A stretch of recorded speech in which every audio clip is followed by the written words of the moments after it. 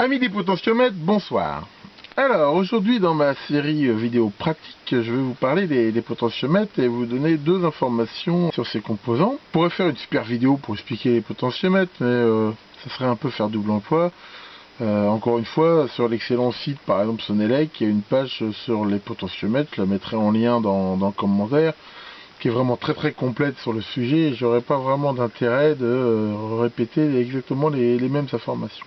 Par contre, je vais vous donner deux petites infos qui, elles, par contre, on ne trouve pas forcément et qui peuvent être intéressantes. La première, et c'est une question qu'on m'a déjà posée 2-3 fois, qui disait quand on monte un potentiomètre en simplement résistance variable, quelle est la différence entre faire ça et faire ça? C'est en fait, quel est l'intérêt de relier ici le curseur à cette partie-là?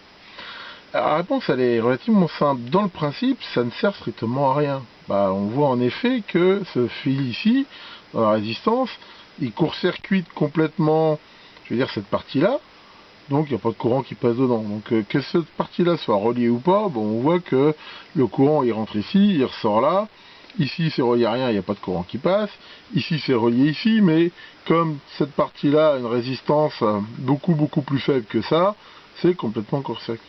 Donc on va dire, ça change rien.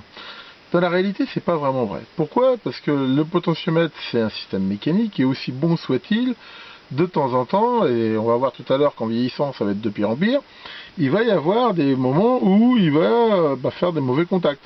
C'est-à-dire de temps en temps, c'est comme si ici on coupait ici le curseur.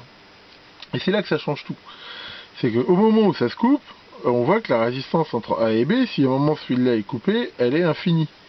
Alors qu'ici, si à un moment donné il y a un mauvais contact ici dans le curseur, on voit que la résistance entre A et B, elle est égale à la résistance totale du potentiomètre. Et ça peut tout changer.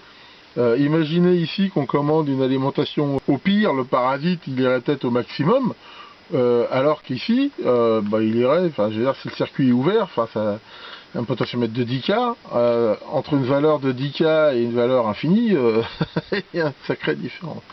Donc en fait, la bonne pratique, en effet, quand on monte un potentiomètre en résistance variable, c'est de relier un des bornes ici au curseur, sachant que normalement ça sert à rien, mais que s'il y a des parasites, ça limite la casse en fait à ce niveau-là.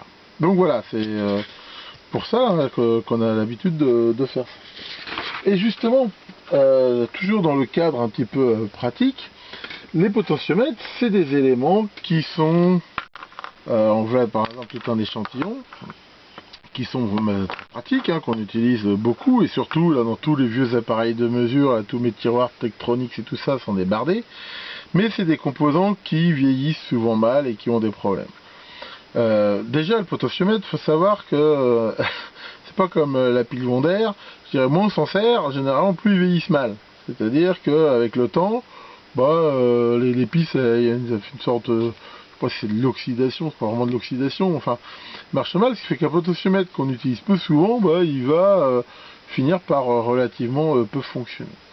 Ensuite, indépendamment de ça, il y a des potentiomètres qui déjà vont avoir une mesure mécanique. Faut pas oublier qu'à l'intérieur, c'est un curseur qui frotte sur une piste en carbone quelque part, ou quelle que soit sa technologie. Donc il y a une usure mécanique, ce qui fait que de toute façon, au bout d'un certain temps, le curseur il va carrément éventuellement user complètement la piste. Ce qui fait que il peut arriver un moment où le potentiomètre, quoi qu'on fasse, il est mort. Mais souvent, bien avant ça, il va y avoir des mauvais contacts. Alors, déjà, il y a plusieurs types de potentiomètres. Ici, on voit un potentiomètre, on va dire, qui est ouvert. On voit que le capot ici, il n'est pas complètement étanche. Et on va voir que c'est un avantage et un inconvénient. L'inconvénient, c'est qu'il peut rentrer là-dedans facilement de l'humidité, de la poussière, de la fumée, tout ce qu'on veut. Alors que dans des modèles comme ça, on voit que c'est beaucoup plus étanche. C'est complètement fermé, c'est moulé. Là, l'axe, il a une tolérance qui est très serrée, donc il y a beaucoup moins de chances qu'il y ait des saloperies qui rentrent là-dedans. Là, on voit un modèle plus ancien, mais qui est aussi complètement étanche. On trouve des modèles comme ça. Alors, ces modèles-là, je les aime bien parce qu'on voit qu'on peut les démonter. Alors, il faut faire attention quand on les démonte, mais l'avantage, c'est qu'on peut les démonter, on peut les nettoyer, éventuellement. Donc ça, c'est assez intéressant. On retrouve ici des modèles plus petits. Là, encore, un modèle concentrique. Ce qui est sûr, c'est que déjà, quand l'appareil, le potentiomètre est monté dans un appareil, le démontage, il n'est pas forcément simple. Il y a des fois, il faut démonter toute la face avant et tout ça. Et j'ai mis au point une technique qui marche plutôt bien en fait pour les réparer. Et cette technique est basée en particulier sur la bombe contact. Mais alors, pas n'importe quelle bombe contact. Il y en a plusieurs sortes des bombes contact. On voit qu'ici, c'est une bombe contact qui en plus est faite pour être lubrifiante. C'est-à-dire que non seulement elle fait le contact, mais elle est lubrifiante. Il y a aussi des bombes pour contact sec, qui ne sont pas forcément bons. Mais indépendamment de la bombe contact, des fois, on peut aussi utiliser de l'alcool isopropylique ou des trucs comme ça. L'idée, déjà, un potentiomètre, c'est... On peut donc mettre à l'intérieur ici un petit peu de bombe contact ou d'alcool ou de choses comme ça, et généralement il faut beaucoup en fait bouger ici l'axe, et bah, il va finalement revenir relativement à la vie, hein.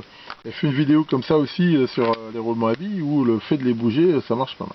Alors problème, vous allez dire ouais mais c'est super celui-là, on voit que le liquide rentre bien. Sur des modèles comme ça, c'est pas évident. Alors il y en a des fois où on peut éventuellement enlever le capot, mais souvent c'est pas si simple que ça de les faire sans les abîmer, surtout dans le cas d'un potentiomètre doux. Donc moi ce que je fais généralement, je prends un tout petit fourret.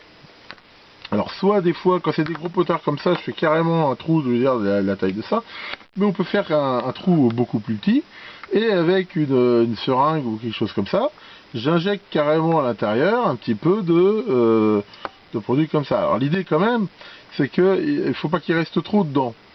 Faut que ça s'évapore, donc faut pas le refermer tout de suite, faut pas non plus en mettre trop, mais faut bien bouger le système, éventuellement après un petit coup de décapeur thermique pour chauffer un peu justement pour faire que ça s'évapore, bien le manipuler, et très souvent ça leur redonne vie, et des fois j'ai eu vraiment des excellents résultats avec ça, hein, des potentiomètres qui crachaient comme c'est pas possible et qui marchaient pas, ont repris vie.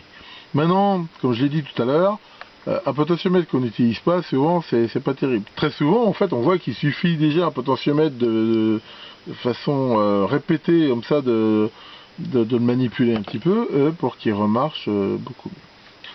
Enfin voilà, c'était cette petite info pratique du soir. Merci beaucoup de votre attention et à bientôt pour de nouvelles astuces.